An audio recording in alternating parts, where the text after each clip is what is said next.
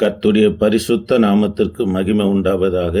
தேவ பிள்ளைகளே, இன்றைக்கு ஆதியாகமத்தினுடைய வருஷங்களை குறித்து நாம் தியானிக்க போகிறோம்.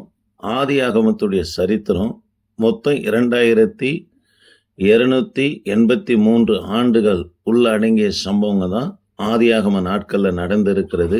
இவைகளை குறித்து தியானிப்பதற்கு முன்பதாக மோசேவு குறித்து ஒரு சில காரியங்களை அறிந்து கொள்ளும்படியாய் அடியேன் விரும்புகிறேன்.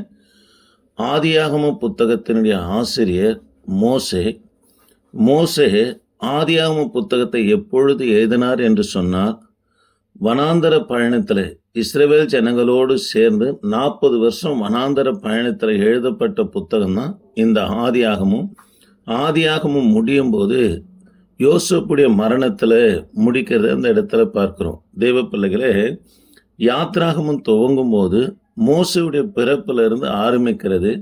2ஆம் அதிகாரம் பார்வோனுடைய அரண்மனையில 40 வருஷம் மோசேவுடைய வாழ்க்கை குறித்து சொல்லப்பட்டு இருக்கிறது. எகிப்தில் மோசேவுக்கு திருமணமானது. மொத்தம் மோசேவுக்கு 2 மனைவி.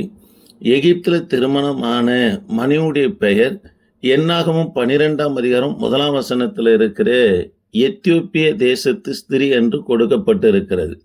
யாத்ராகம் 2ஆம் அதிகாரத்தில் மீதியான் தேசத்து வனாந்தரத்திற்கு மோசே போக வேண்டிய சூழ்நிலை என்னவென்று சொன்னார். ஒரு எகிப்தியனை கொன்று அவசரமாய் அவரை புதைக்க போய் கால் விரல் கட்ட விரல் மேலே தெரிகிற அளவுக்கு புதைத்து விட்டார். நாய்கள் சூழ்ந்து கொள்ள விஷயம் வெளியே தெரிய போய் தான் கொலை செய்தது பார்வோனுக்கு தெரிஞ்ச தான் ஜீவனுக்கு ஆபத்து உண்டாகுமே என்று சொல்லி மோசே பயந்து மீதியான் வனாந்தரத்துக்கு புறப்பட்டு போகிறார். யாத்ராகமும் 2ஆம் அதிகாரம் 6ஆம் வசனத்தில் மீதியான் தேசத்து ஆசாரனுக்கு 7 குமாரத்திகள் இருந்தாங்க. இதில் மூத்தவளை சிப்போரால 2வது திருமணமாக மோசே செய்கிறார். இவர்களுக்கு 2 பிள்ளைகள் பிறக்குது. இது யாத்ராகமும் 2ஆம் அதிகாரம் 22ஆம் வசனத்திலையும் யாத்ராகமும் 4ஆம் அதிகாரம் 24லேருந்து 25 வரைக்கும் வாசித்து பார்ப்போம்னா சொல்லப்பட்டு இருக்கிறது. யாத்ராகமும் 2ஆம் அதிகாரத்தில் மாத்திரம் மோசேவுடைய 80 வருஷம் காலம் முடிகிறது. தேவ பிள்ளைகளே, மோசேவுடைய வாழ்க்கையை 3ஆக பிரிக்கலாம். பார்வோன் அரண்மனையில் 40 வருஷம், மீதியான் வனாந்தரத்தில்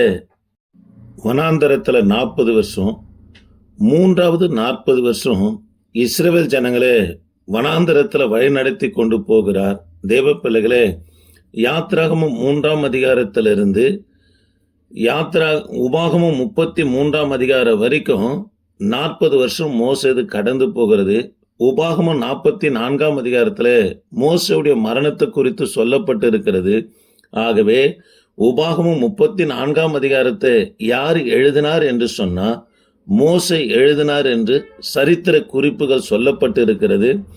ஆதியாகமும் யாத்ராகமும் லேவியராகமும் எண்ணாகமும் உபாகமும் 1ஆம் அதிகாரத்திலிருந்து 33ஆம் அதிகாரம் வரைக்கும் மோசே 40 வருஷம் வனாந்தரத்து பிரயாணத்தின் போது எழுதினார்.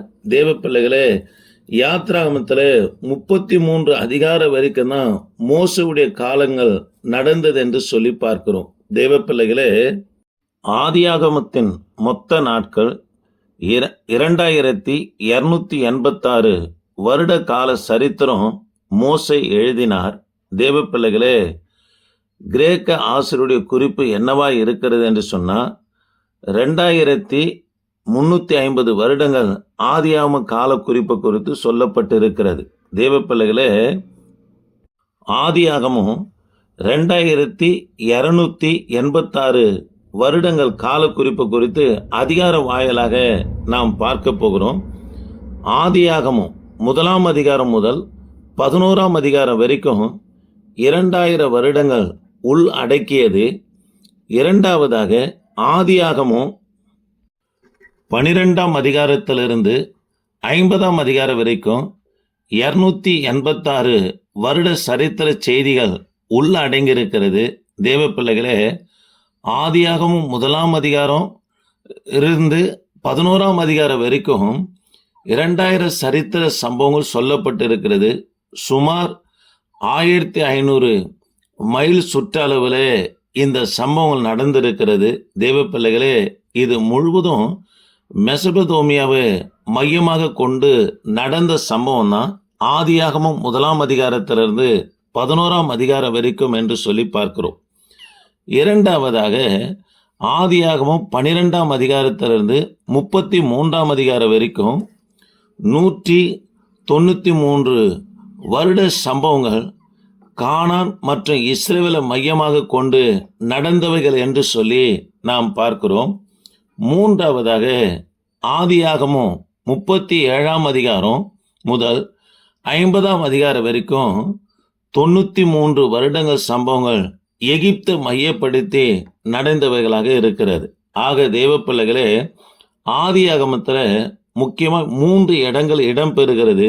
ஒன்று மெசபதோமியா, இங்கு தான் 2000 வருட கால சம்பவங்கள் நடக்கிறது. இரண்டாவதாக 193 வருட சம்பவங்கள் கானான் இஸ்ரவேலில் ஆபிரகாம், ஈசாக்கு, யாக்கோபு இவங்களுடைய நாட்களில் நடக்கிறத பார்க்கிறோம். மூன்றாவதாக தேவ பிள்ளைகளே, ஆதியாகமம் 33ஆம் அதிகாரத்திலிருந்து 50ஆம் அதிகாரம் வரைக்கும் எகிப்து தேசத்தில் யோசப்பு, பார்வோனுடைய சம்பவம், யாக்கோப்புடைய மரணம், பிற்பாடு யோசப்புடைய சகோதரருடைய சம்பவம், இது மொத்தம் 93 வருடங்கள் நடந்ததாக சொல்லப்பட்டு இருக்கிறது. ஆக தேவ பிள்ளைகளே, ஆதியாகமத்துடைய நாட்கள் மொத்தம் தேவ பிள்ளைகளே 2286 ஆண்டுகள் சம்பவங்கள் ஆதியாகம நாட்களில் மாத்திரம் உள் அடக்கியதாக இருக்கிறது. தேவ பிள்ளைகளே, இந்த ஆதியாகமும் சரி, யாத்ராகமும் சரி, லேவியராகமும், எண்ணாகமும், உபாகமும் 33ஆம் அதிகாரம் வரைக்கும் மோசேவுக்கு கர்த்தர் வெளிப்படுத்தி எழுதினதை இந்த இடத்துல பார்க்கிறோம். ஜெபிக்கலாம். கிருபையின் தேவனே, நாங்கள் உம்மை துதிக்கிறோம். இந்த வார்த்தையை கேட்கிற ஒவ்வொரு பிள்ளைகளுக்காக ஸ்தோத்திரம். கர்த்தர் நீங்கள் ஆசீர்வதிங்க.